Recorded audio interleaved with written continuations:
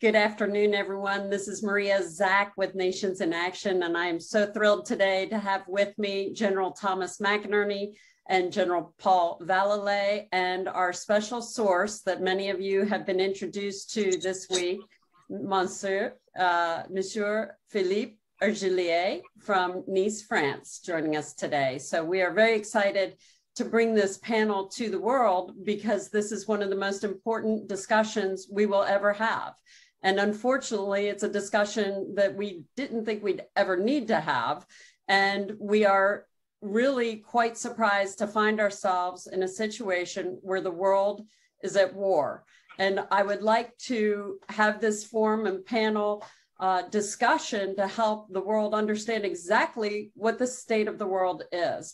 Many presidents step up to do a State of the Union address. And today I look at these three gentlemen as the pivotal folks in the battle that we now face globally. And this is our opportunity to provide to the world this very discussion that needs to take place so everybody knows the status of what is happening and how our allies of America can join together to help us rebuild not just America, but the world. So with that, I would love to open it up with a discussion about the shadow government, and with our special guest with us, Philippe, would you mind starting us off with what is the shadow government? I guess this is the question. What is the shadow government? I'm gonna give a short answer as to the shadow government is the actual government that gives official orders to the elected government. I understand this could be hard to believe for some individuals, but the way it works, at least what I was able to witness for the past 20 years, is an extremely powerful entity behind the scene, and quite an entity. It does involve very influential individuals at the highest rank possible in finance as well as in politics. There are some heads of state behind the scene, indeed, and altogether 38 individuals run the daily lives of 8 billion people on Earth. And witnessing this triggered my decision to create my first data bank on November 8, 2021. And I'm here today not, and I insist, not to create any conflict whatsoever with the 38 individuals behind the scene. They are part of the shadow government. On the other hand, I am making a big opening. I'm calling upon their consciousness to go towards another direction, a direction that will go for the people of the world, that will bring most justice and humanity. And I insist on this. Now, they have two options. Obviously, the data banks that I own are very sensitive. They own very sensitive information about these individuals on a professional level and on a personal level. And again, my ultimate goal would be to make a big opening, and I'm inviting all of them, if not some of them, to join us in this awakening of justice. And if they don't want to participate, they have another option left, is to just, I would say, get out of the way. And I mean what I say, and most important, not to interfere with the good work that we're all doing this afternoon. So, Maria, the shadow government is the entity that is behind most, if not all, elected government, that tell them what to do and what not to do based upon geopolitical agreements most of them anchored in military abroad interventions. That's what the shadow government is. Thank you. I'd love to open it up, generals, for you to dialogue with Philippe on this and ask questions that you have about both the shadow government and the data banks. Yes, Maria, can I start this off with the question Please, to Philippe? sir. Yes, sir. I think that, Philippe, I assume when you say this 38, they influence these governments through money in different forms, that they would be able to influence the government. Is that, how do they influence? Well, they do have an agenda, and usually it's almost like a corporation. You have a short, mid, and long-term agenda. And yes, it is most all the time based upon economical reasons, but it is still more sophisticated than this. Usually it's very much directed to geopolitical agreements along with some of the very, if not the most powerful countries. USA, China, France are among the most powerful countries behind the scene with those shadow governments. And they come up with, as I said, with a short, mid, and long-term agenda. And according to this, they tailor-make what the agenda will be for the elected governments. And basically, it's almost, and that's why we call it the shadow government, because indeed, they are, I mean, it is the actual entity that decides what the next step will be, and yes, based upon economical reasons. And that will involve also military interventions if needed. And if, you know, I have two generals right here with me today. And unfortunately, I must say that 100%, I'm not saying 99%, 100% of the troops sent abroad are there to keep up the agenda of some countries based upon their economics. And I have never seen troops going and doing the work of the United Nations if needed, or it is also most of the time based upon fighting terrorism. And I can tell you, generals, that the country where the US sent their troops, the terrorism is not there to be found, and far from it. But again, it is a very good excuse.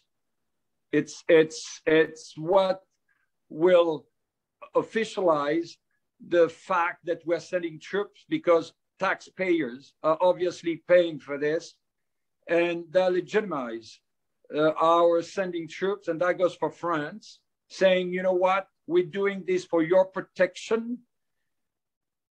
But in reality, they are doing this for their protection, particularly the one fighting for the goods for the shadow governments.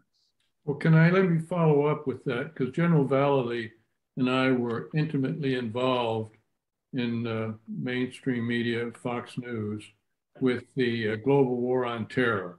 That's what brought us back together. And you are implying to me then with that statement that there was the shadow government behind the 9/11 attack on the United States. Am I correct in assuming that? I am not making such a statement, General. You could assume this, it is your right. What I'm saying is that when I created my first data bank on November 8, 2021, I just happened to sign my first contract with a small African country. And actually, the signature of this contract was on May 30th, 2001. And then, yes, September 11th hit. And within few hours of this tragic event, I can say that I did receive a phone call from the country I had signed the contract with. And the meeting took place a few days after this call. And I was asked to locate some region in the country that I had signed the contract with to host US troops. And to me, it appeared to be very odd.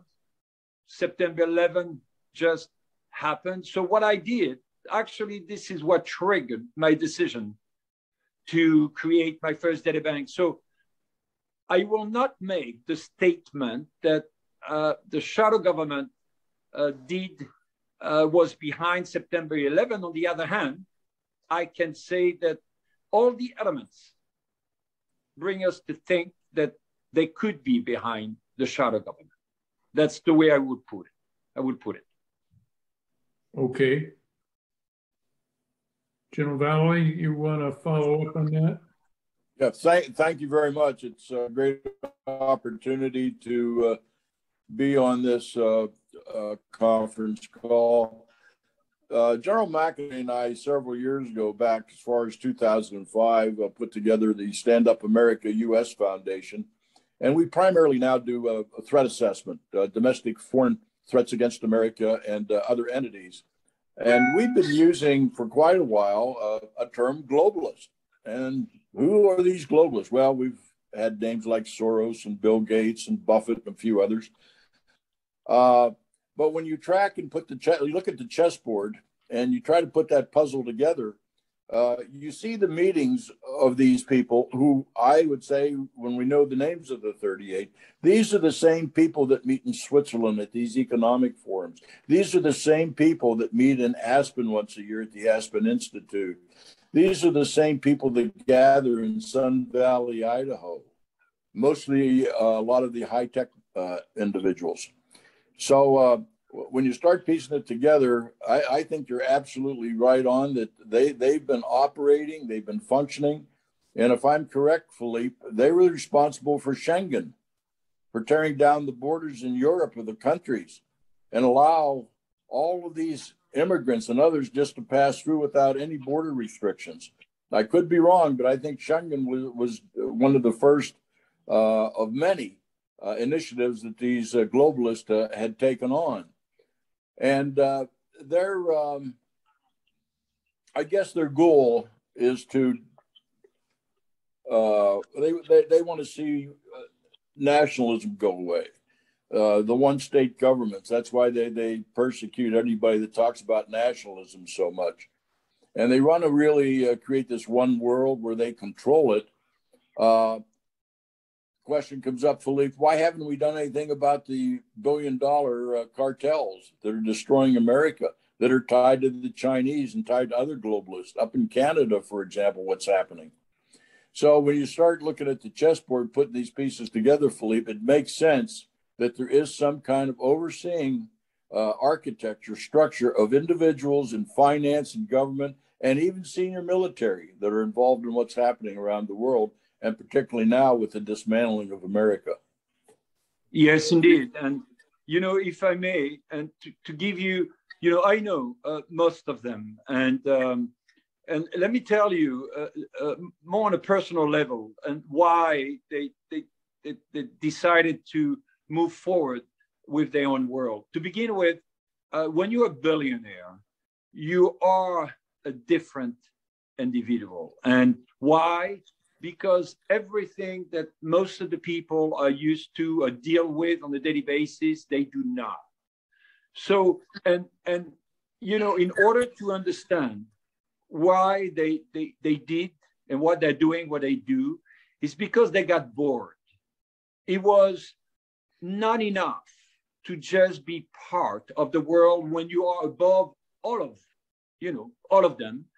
Those 38, we are we're talking about trillions of dollars, not even billions. So when you are at that level, what's next? What do you do? Are you going to go do some shopping? Are you going to go meet some more presidents? Are you going to buy more homes, more jets, more yachts? No, you're going to have to come up with something else. And this is where they went in the wrong direction. They decided to create a world where they would be the gods. And that's it, as simple as this. And that's the reality, because to understand the shadow government, first, we must understand the individuals behind the shadow government. And these individuals have lost all sense of consciousness of anything, any values. And that's why, so when you are at the top of the very top, what they believe they are, let's create our own world. Let's decide on behalf of 8 billion people on Earth. It's almost like playing the game of Monopoly, where you decide what the big next step will be. And so far, it worked, because with that type of wealth, you can buy anything you want. And I can tell you, I was asked 3 times during the course of my being a consultant in Africa, if some individuals could literally buy a country. And yes, they could. Yes. There were a minimum of between 4 and 8 billion euros. And then we pick up some countries where the presidents are here to be bought. And unfortunately, and that's why I'm very offended on a human level, how the continent of Africa is being abused, and I would say raped, because they are taking advantage of official countries where their people die on a daily basis, not because of some being murdered. It's because simply they don't even have food or water to drink. So it is so easy to get there and say, listen, I'm going to buy you out, and I'm going to use your country. All the official criteria behind the country could be national banks, could be diplomatic force. And then you come. So, you know, when you have 20, 30, 40 billion American dollars or euros, what the hell, 8, 9 billion to buy a country? It's easy. So imagine that this group of people have bought out some key countries there and decided to set up their headquarters in order to manage the future of the world. And that's why we were able to move along with them, not as partners, but getting basically all their track record on our data banks for the past 20 years. And I'm going to tell you, I'm sure you must have gone through a lot of hell being a general, because you must have seen a lot of horror. But I can tell you that my life has been living in hell for many years, 24/7, because I do carry a consciousness. And what I'm doing, I'm first doing it because of the legacy I have to give first to my children and then to the world. And I'm taking a lot of risk doing this. But it is my mission, it is a moral obligation. So yes, few people on earth have set themselves in a location where they actually purchased the country. And from that perspective, they were able, and they are able, to conduct the activities of the daily life of the world, and particularly directly linked to extremely powerful governments, including the US. And I can tell you today that the Biden administration is under the control of the shadow government. I can confirm this without any hesitation based upon the information that I have.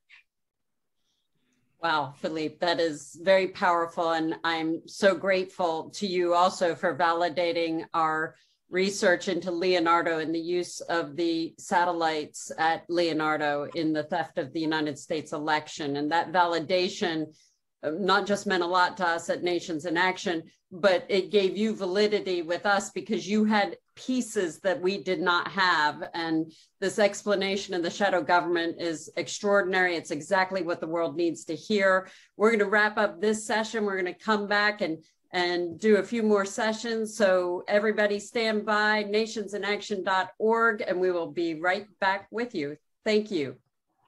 Thank you. Thank you. Thank Merci. you.